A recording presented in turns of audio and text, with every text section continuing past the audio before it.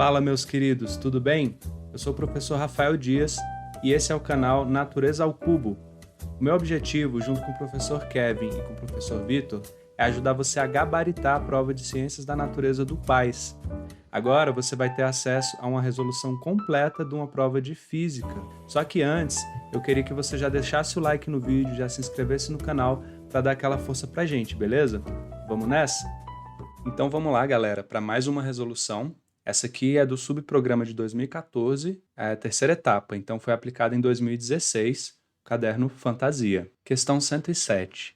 Para que ocorra um movimento circular simples, as cargas Q1 e Q2 devem ter sinais opostos. Bom, para que ocorra um movimento circular, eu preciso de uma aceleração centrípeta. Então a força tem que apontar para cá, ó. Ou seja, essa força tem que ser de atração entre as cargas. Para que elas sofram uma força de atração, elas têm que ter sinais opostos. Senão a força seria de repulsão e não ia ser centrípeta, então o item está correto. Na situação apresentada, módulo de V é igual a 1 sobre m2 raiz de K Q1 sobre R, em que K é a constante eletrostática. Bom, como que a gente vai saber disso, né, gente? Aqui eu tenho o seguinte, a força centrípeta vai ser exatamente a que aponta para o centro, que é a força elétrica de atração entre essas cargas. Então, tenho que a força centrípeta é igual a força elétrica. Força centrípeta vai ser mv ao quadrado sobre R. E a força elétrica vai ser K, Q1 vezes Q2 sobre R ao quadrado. Aqui eu já posso simplificar os raios. Essa massa é a massa do corpo que está girando, né? Então é o M2, tá? M2, vou colocar aqui. E aí eu passo esse M2 dividindo para lá, então eu tenho K, Q1, Q2 sobre M2 vezes R. E depois a raiz aqui a gente já viu que está errado, né? O M2 lá está fora da raiz, ó, e o Q2 também foi completamente ignorado. É só para a gente finalizar aqui, ó, né? Tira a raiz dos dois lados da equação, o V fica raiz de K, Q1, Q2 sobre M2 vezes R. Está errado. Questão 109. Cada um dos planetas do Sistema Solar exerce sobre o Sol uma força em módulo igual à força que o Sol exerce sobre cada um deles. Bom, aqui é a terceira lei de Newton, né? Ação e reação. Se o Sol atrai o planeta em direção a ele, o planeta, como reação, atrai o Sol também, né? Além disso, a gravitação de Newton, ela diz que as massas se atraem. Então, se o Sol me atrai, eu vou atrair o Sol também. Então, tá correto. Questão 110. A constante de proporcionalidade da terceira lei de Kepler, aplicada na situação da figura apresentada, pode ser definida como 4π ao quadrado sobre g vezes m, em que m é a massa do Sol, g é a constante de gravitação universal. Bom, como é que a gente vai achar essa relação? A lei de Kepler diz que o período ao quadrado dividido pelo raio ao cubo é igual a uma constante. Ele quer que eu ache essa constante aqui, ó, dizer se é igual ou não aquilo ali. Então vamos lá, para a gente chegar lá, o que eu vou ter que fazer? Eu vou, primeira coisa, igualar a força centrípeta, que é a força que a Terra está sendo atraída aqui em direção ao centro da trajetória dela. Aqui, no caso, a gente está considerando essa trajetória aproximadamente circular. A primeira lei de Kepler diz que ela é elíptica, só que essa elipse ela tem uma determinada excentricidade, que nesse caso ela não é tão grande, a gente aqui vai poder desconsiderar. Então a força centrípeta vai ser a própria força gravitacional. Então posso dizer que mv ao quadrado sobre r é igual a gzão, mzinho sobre r ao quadrado. Essas massas eu já posso, ó, cortar. A velocidade ao quadrado, como eu estou falando de um movimento circular, essa é a velocidade tangencial. Ela pode ser relacionada com o período assim, ó. O v é 2πr, que é a circunferência, dividido pelo período, que é o tempo que demora para ele percorrer essa distância de uma circunferência. Se eu tenho v ao quadrado, eu vou ter 2 ao quadrado é 4, π ao quadrado mesmo, r ao quadrado sobre t ao quadrado.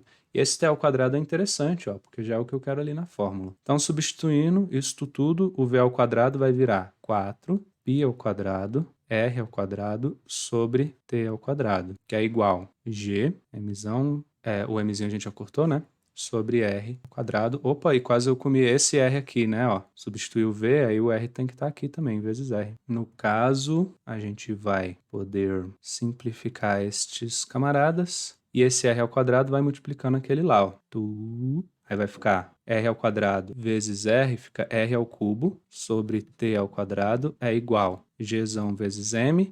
E aquele 4π ao quadrado eu jogo aqui para baixo. Ó. Inverte os dois lados da equação, eu tenho exatamente a minha constante aqui, ó.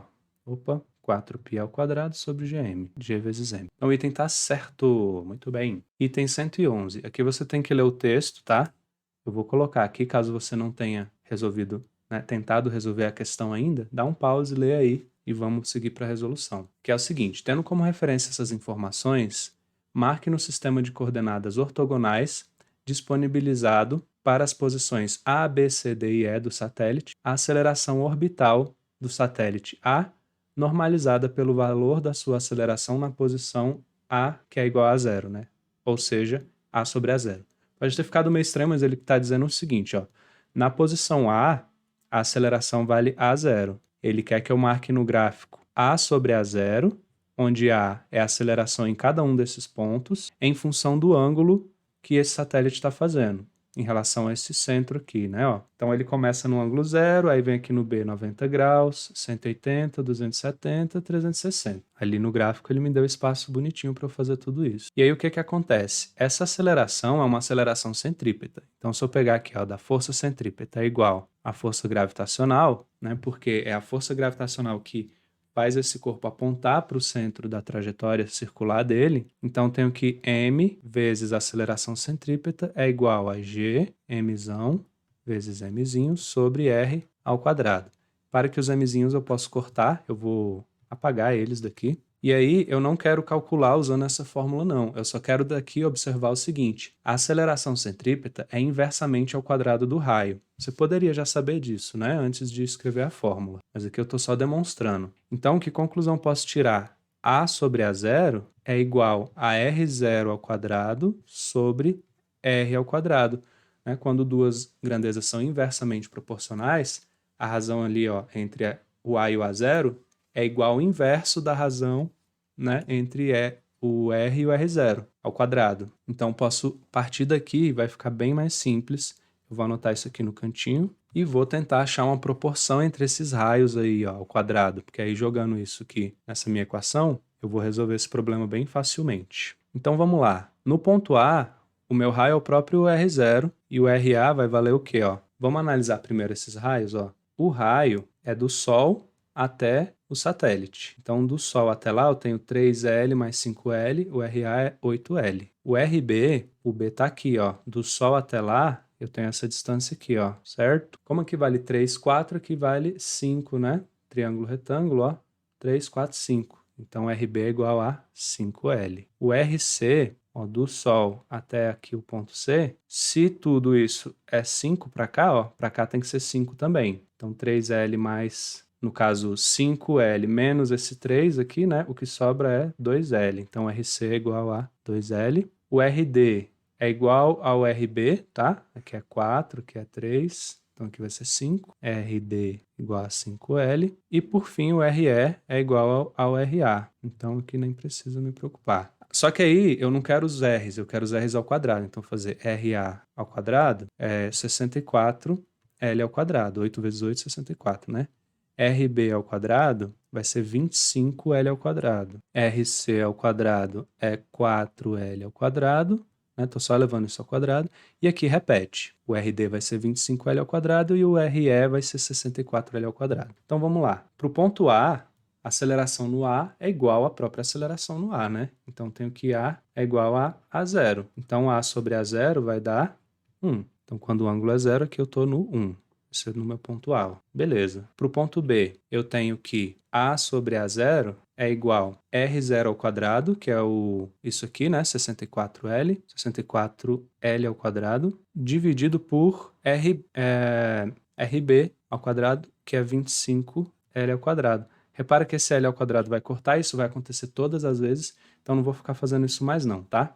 25 vezes 25 dá 50. E de 50 para 64 falta 14, que é bem próximo da metade de 25. Metade de 25 é 12,5, então aqui dá 2,5 e alguma coisa, tá? Como o gráfico não tem uma boa precisão, ó, não faz diferença eu calcular exatamente esse valor, né? Aqui tem alguma coisa aqui, ó. Isso dá aproximadamente 2,5. Nessa prova, no caso, a galera podia usar a calculadora, né? E o ângulo no B aqui é 90 graus, ó. Então, Pá, tá aqui, ó. Na letra C, eu tenho A sobre A0 é igual a R0 ao quadrado, 64L ao quadrado, né? Como eu disse, eu não vou pôr o L mais, porque eu sei que vai cortar, dividido por 4L ao quadrado. 64 por 4 vai dar 16. Então, aqui, ó, 180 graus, 16. Olha que bonitinho. Ele me dá exatamente o espaço que eu precisava, né? E aí, como a gente viu, no D vai ser igual, o D vai ser igual o B, porque é o mesmo raio, então eu posso só pegar aqui e repetir. E quando eu dou a volta completa, eu chego no A de novo, só que ele chamou de ponto E, né? No E igual a RA, que é aqui no 1. E você pode pôr esse tracejado só para indicar aqui exatamente que é no mesmo lugar. E pronto, é isso que ele pediu, terminamos. A questão bem trabalhosa, né? Item 112. A resistência equivalente RE no circuito da figura 3, em função da posição x do cursor, é RE é igual R máximo vezes x sobre L vezes R1 sobre R máximo vezes x sobre L mais R1 mais R2. Caramba, professor, isso é horrível, não vou conseguir fazer. Então, olha só, calma, jovem. Tá aqui o circuito. A corrente sai daqui do gerador. Pá, chega aqui, tem um nó, ela se divide. Parte vem pro R, parte vai pro R1.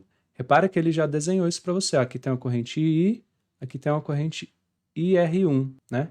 Quando chega nesse nó, elas se juntam de novo e sai o IR2 para lá. Ó. Então, R1 e R estão em paralelo e o R2 está em série com a associação deles. Então, ó, se isso for a associação do R1 com o R, tá massa. Porque aí eu vou pegar em série essa associação mais o R2, né? Então, até aqui está parecendo que está correto. Mas aí, como é que eu vou achar, então, essa resistência aqui? Ó? Ali, esse R, você vê esse símbolo aqui com a setinha, e no texto ele explica também, isso é um reostato, ou seja, é um componente do circuito que tem uma resistência variável. E dependendo da posição que eu botar aquela setinha, o valor da resistência muda. Então, o comprimento dele é L. O comprimento máximo do reostato é L. Então, quando eu tenho um comprimento máximo, eu vou ter a resistência máxima. E aí, a resistência é diretamente proporcional ao comprimento. A gente sabe disso pela segunda lei de Ohm, né? R é igual a ρ vezes L sobre A. Quanto maior o L, maior o R. Como não muda o material nem a área, não preciso me preocupar, isso vai ser constante. Então, R é diretamente proporcional ao L. Então, se eu tenho um comprimento máximo, eu tenho resistência máxima. Se eu tenho um comprimento X, eu tenho uma resistência R, Rx, sei lá. Vou chamar de R para ficar igual do desenho ali. Então, o que eu posso concluir? Que R vezes L é igual a R máximo vezes X. Passo L dividindo, R máximo vezes X sobre L. Então, o valor dessa resistência é R máximo vezes X sobre L. Interessante, ó. Então, se eu colocar ela em paralelo com R1, eu posso fazer aqui que a resistência equivalente entre esses dois vai ser, vamos pôr RL, só para não misturar com isso da resposta. Vai ser o produto pela soma. Então, vai ser o R mais o R1, vezes, né? É produto em cima e soma embaixo. R vezes R1 sobre R mais R1. Essa é a resistência equivalente dos dois. Se eu fizer isso em série com R2, basta eu somar o R2 aqui na frente, ó. Eu vou tirar essa linha aqui. E aí o R é aquela coisa toda ali mesmo, ó. Então tá certo, né, ó. R máximo vezes X sobre L, que é isso aqui, vezes R1 sobre R máximo vezes X sobre L, que é isso aqui, mais R1 mais R2. Então o item está correto. Belezura. Na situação da figura 3, se a resistência do reostato for igual a R máximo, então IR2 sobre IR1 é igual a 1 mais R1 sobre R máximo. Eita ferro. Então, olha só, ele quer IR1 sobre IR2. Bom, primeira coisa que a gente pode dizer aqui, ó, que o IR2... Opa, eu inverti. O IR2 é a soma do IR1 com o I. Esse somado com esse. Então, substituindo isso aqui, ó, eu tenho que o IR1 mais I sobre IR1. Distribuindo esse denominador aqui, ó, eu tenho que IR1 sobre IR1 mais I sobre IR1. Isso dividido por ele mesmo dá 1. Então, a gente já está chegando aqui mais ou menos em alguma coisa próxima daquilo ali, ó. A gente sabe que corrente e resistência são inversamente proporcionais. Então, onde tem maior corrente, eu vou ter uma menor resistência. Então, I sobre IR1 é igual a R1, que é a resistência por onde passa o IR1, dividido por R, que é a resistência por onde passa o I. São o inverso, né? E aí, no caso, ele falou se a resistência do rheostato for igual a R máximo. Então, essa resistência do rheostato é o R máximo. E isso eu posso substituir. É inverso mesmo, né? Porque são inversamente proporcionais. Então, substituindo ali fica IR2 sobre IR1 vai ser igual, daqui ó, 1 mais I sobre IR1, que é igual ao quê? R1 sobre R máximo. Opa, então tá certo, hein? Tá mó feio lá, de repente você vai ver, pum, tá certo. Item 114. Se a resistência do rheostato for nula, cursor na posição x igual a zero, então no circuito da figura 3, o rheostato R1 dissipará potência igual a... Olha só, gente, se essa resistência for nula, eu vou ter aqui um fio condutor sem nenhuma resistência nele, ó. Então, quando a corrente fosse se distribuir aqui, seria inversamente proporcional às resistências, né? Se a resistência aqui é zero, toda a corrente passa por aqui, a gente vai ter um curto-circuito. Então, nenhuma corrente passa pelo R1. Então, a potência dissipada no resistor R1 vai ser o quê?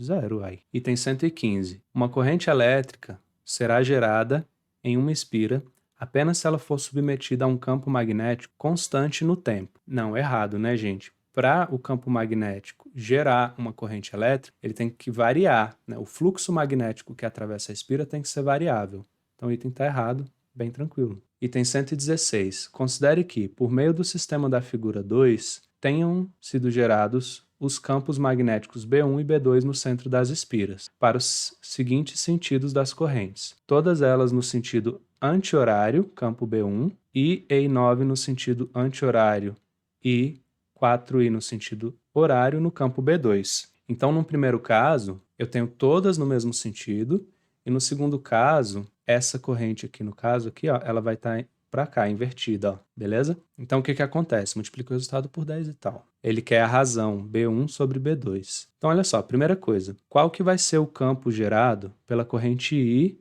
nessa bobina verde aqui de raio R? Eu vou chamar de campo A. Vai ser μ0 vezes I sobre 2R. Beleza.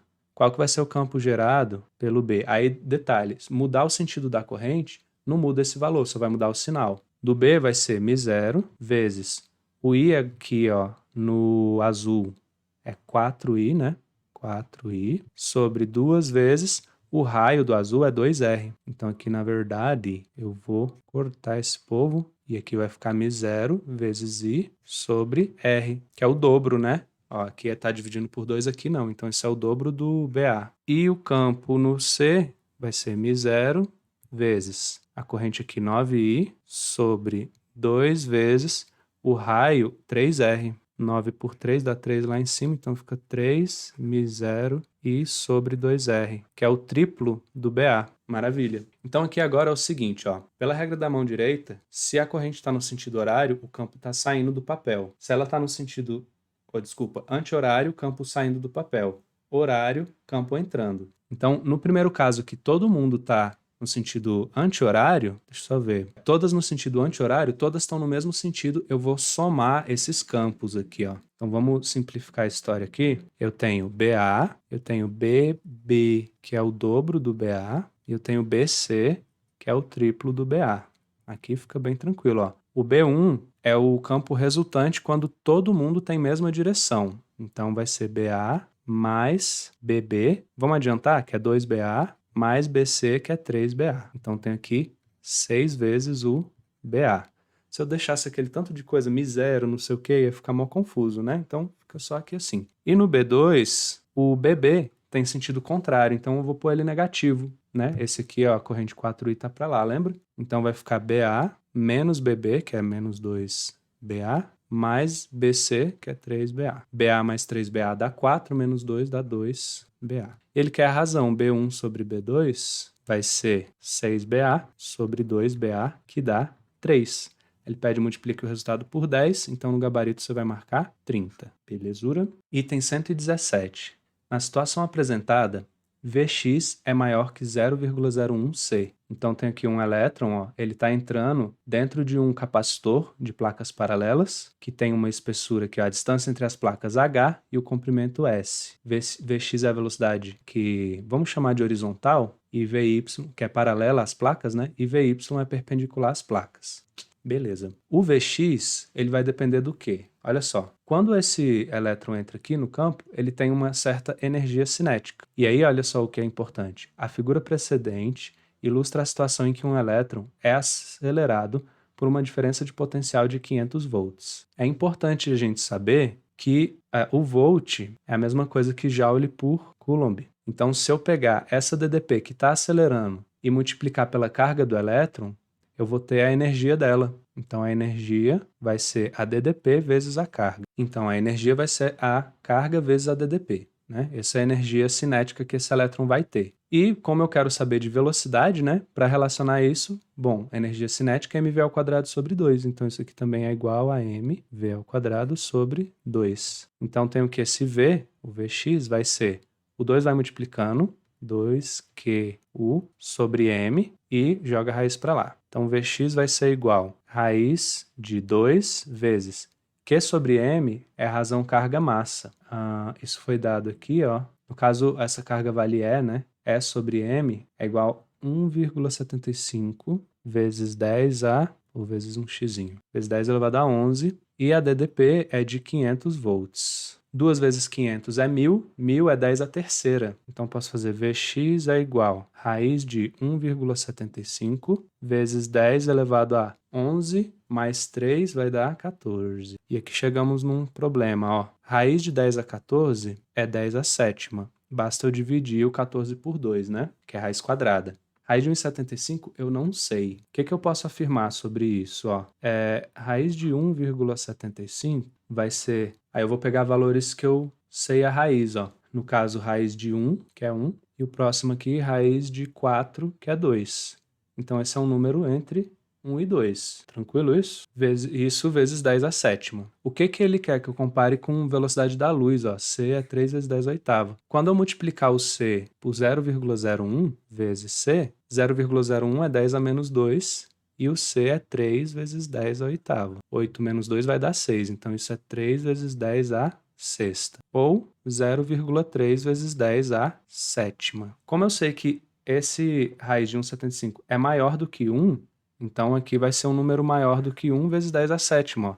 E 0,3 é menor do que 1 vezes 10 à sétima. Então 0,3 está menor do que isso aqui. Ó. E ele diz que Vx é maior do que isso. Tá certo, né?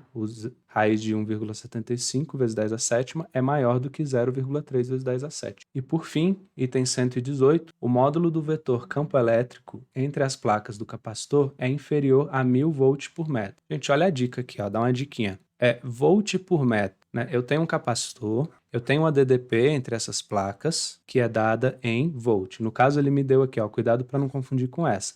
Essa é a DDP que acelerou a partícula na horizontal, né? A DDP entre as placas do capacitor, ó, VAB, tá vendo? Ó, AB, falou isso aqui, ó. Entre as placas é aplicada uma diferença de potencial de 30 volts. E o H, que é a distância entre as placas, é 10 milímetros. Ó, 10 milímetros. Se eu quero volt por metro, o que eu vou fazer? O campo elétrico vai ser U sobre H, que é uma DDP em volts dividido por uma distância, aí tem que estar em metros, né? 10 milímetros é 10 a menos 2 metros. Milímetro é 10 a menos 3, aí com esse 10 fica 10 a menos 2. Aí fica 30 vezes 10, esse menos 2 vai positivo para lá, que dá 3.000 volts por metro. Aqui diz que é 1.000, inferior a 1.000, e não é superior, então tá errado. E é isso, gente. Aqui a gente finaliza mais uma prova, mais uma resolução. Espero que tenham aprendido bastante aqui, não só as questões, mas as técnicas, né? A forma de olhar para a questão, resolver do jeito mais rápido possível. E o que eu desejo para vocês são bons estudos e boa prova, e até a próxima. Tchau!